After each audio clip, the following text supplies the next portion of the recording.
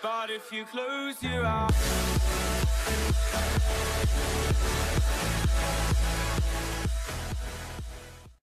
Yo guys, Gamer here and welcome back to another video.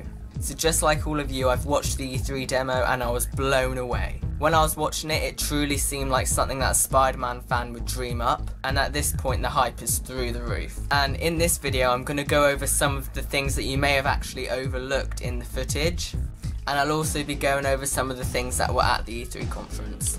So let's get straight into it.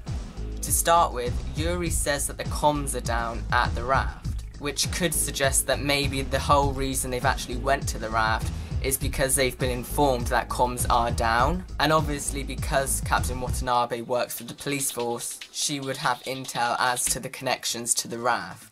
The next thing is Electro's suit. Something that I thought was really cool was how the scars on his face actually seem to resemble his classic mask from the comics, and overall I like the design. It's definitely something new and fresh. I think that his suit probably enhances his abilities, and that could be why he's so powerful now. All the wiring in the suit as well looks like it definitely has a role to play in his abilities somehow. Another possibility is that it could actually control his powers, because throughout the whole footage we see him kind of sparking out a bit, and that could be dangerous to him as well, so maybe the suit actually ensures that he's safe using his powers. Another thing about that suit is that someone in power must have given it to him, because he is in a fully high security prison, so someone who must have connections and a lot of authority would have had to supply these villains with the suits, but I'll get onto this later.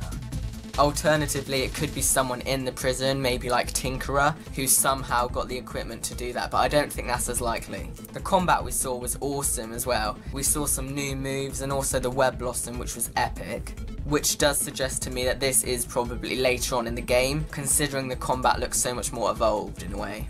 After this, Rhino says that he hopes Spidey likes surprises, which shows me that Rhino obviously knows that Spider-Man's going to know the person that they're working for, which does suggest that it is obvious that everyone must know this person, because how would Rhino know who Spider-Man knows whilst Rhino is in prison? This is why I strongly believe that it is Green Goblin at the end of the video, because even prisoners would know that Spidey and the Mayor know each other.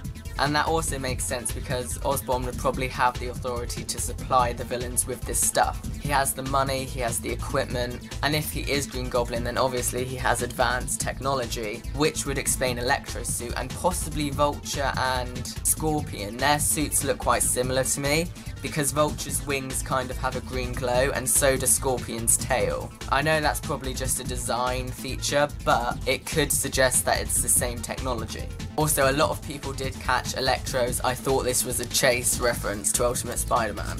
And in a lot of ways Electro does seem to take inspiration from the Ultimate Spider-Man game, which I think is awesome. All of the character designs seem to represent the character really well, and I think that's great. Later, Yuri states that all the prisoners from the raft have escaped to New York.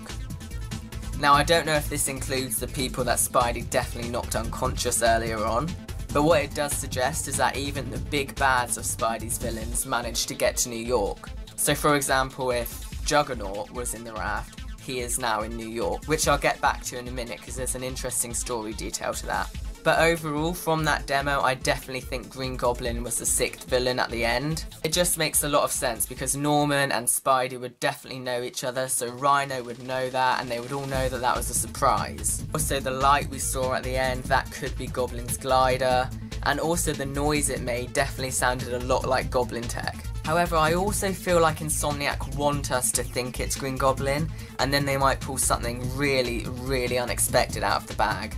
Let me know what you think on that one. So now I'm going to go into the Daily Bugle newspaper that was provided at E3. In the paper it reports that Spidey was last seen in the subway chase with Martin Lee as Mr. Negative, and even though all the villains have escaped from the raft, Spidey is nowhere to be seen. This suggests to me that the Sinister Six are keeping Spidey hostage at the prison, so they obviously want something from Spidey, or maybe just to ruin him, but whatever they're doing, they're definitely not letting him go. Something really interesting that kind of backs up our idea that it could have been Green Goblin at the end is that the paper says that maybe Spidey's taken the Mayor's threats to heart and swung off to greener pastures. So this shows us that Osborn has publicly been threatening Spider-Man as Mayor, meaning he obviously has a strong dislike to Spidey and wants him gone.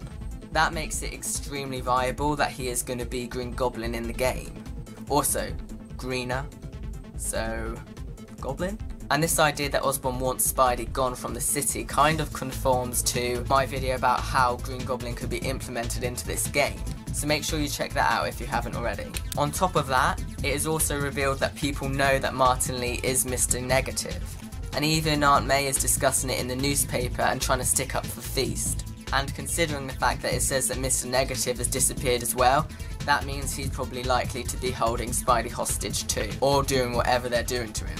Anyway, my overall opinion is that that person at the end is definitely Green Goblin. It makes sense in many ways, and also this collector's item does look suspiciously like a pumpkin bomb. But again, let me know what you guys think in the comments. So that's the end of this video, everyone. Thank you for watching. I hope you found something new from this video, and I'm sure to be making more videos on any footage we get. Be sure to leave your thoughts on all the gameplay we've got in the comments, and I'll see you guys in the next video.